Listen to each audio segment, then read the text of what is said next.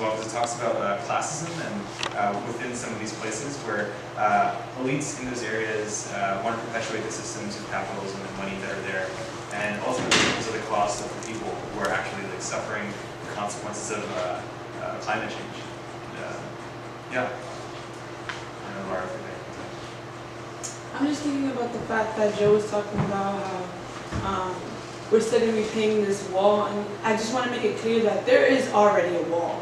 We're gonna see, we've seen in the video that we've already watched, they're continuing to make it like heavily more enforced, and just the fact that borders aren't apolitical.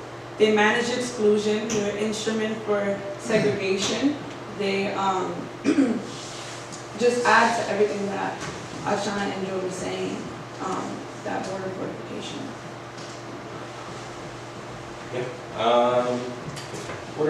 And so the whole theme of his book, right, is called Storming the Wall, and it is about this militarized wall that we have right now, and this kind of, but also talking more about the storm of migrants that we have, right, where so many people are fleeing into the United States, but also I heard so many people, so is the case on liberal arts college campuses like ours, people are like, you know, Trump gets reelected, if Mike Pence, you know, runs for president, like I'm moving to Canada.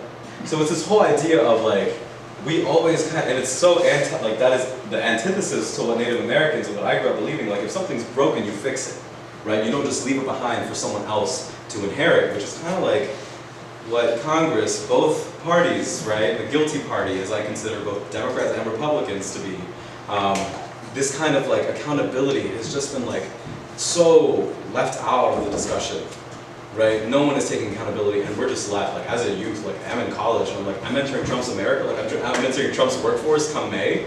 It's kind of scary, but it's also a lot of the people, a lot of the youth that we talk to them about as high school students, you know, all the people in this room, it's reassuring to me that like these conversations are being, people are engaging in these conversations already. And also with that, the idea of the U.S. passport being so powerful, just the privilege that we had, that going when we were crossing the border to Mexico and coming back to the United States, it's just so easy for us with the U.S. passport to cross back and forth, and just the privilege and just seeing people. Something that I saw was like a little girl was on the other side, on the Mexico side of the wall, and just reaching across sort of the fence wall, whatever you want to call it, and just seeing privilege up close is really sort of like life-changing. That's it. Do you want to add? No. To kind of speak on this, right, again, like, it's not happening just, all these things don't happen in isolation, right? Like, an injustice somewhere is an injustice everywhere. So we have, you know, an iron curtain being built right now in the Sonora Desert that's going to bisect the Tana Atam Nation, which has been around since before the U.S.'s conception, right? But then we also have, we're up here in the Finger Lakes region of upstate New York, and there are, you know, firearms or arms of any kind of weapon being built in factories in the Northeast and in this region, being fueled into the Sonora Desert. And from the Sonora Desert, there are Mexican companies, manufacturers that are fueling guns and arms into Palestine or into Israel, you know, that Israeli forces are using against Palestinians. Beth Harris has spoken on this extensively. I'm definitely not. When it comes to like the whole overarching, like Beth is a studied scholar and she is just brilliant in this regard. I can just speak to like what we saw there, right? Like we saw stickers and people and banners saying, you know, like Palestinians are dying at the hands of people that are holding Ithaca gun factory guns, which blows my mind. And the same kind of case for people in Latin America.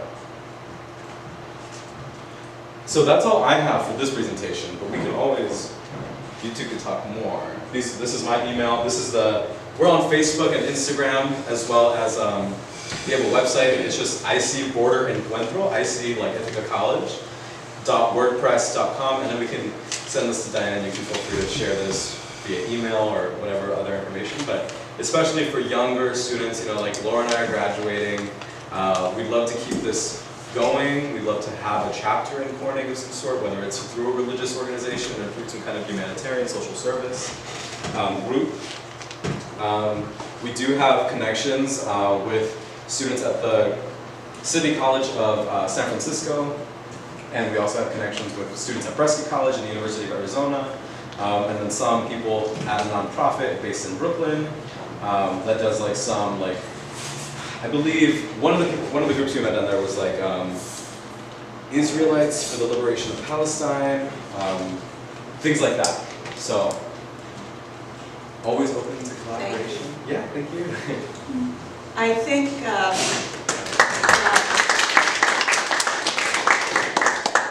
Dora is going to facilitate the Q&A or. You know what I think, Diane? I think this is a nice, small, intimate group. I think we could just kind Sure. of have, would that be okay with everybody? Yeah, but will you sort of, Sure. okay. All right. Does anyone have any questions? Yeah, especially for like us three that were down at whatever Patricia, like, yeah, I'm really open to answering any questions. I had a question for Patricia. Yep. What you're saying, it sounds like what you're saying is that the asylum process is just dead.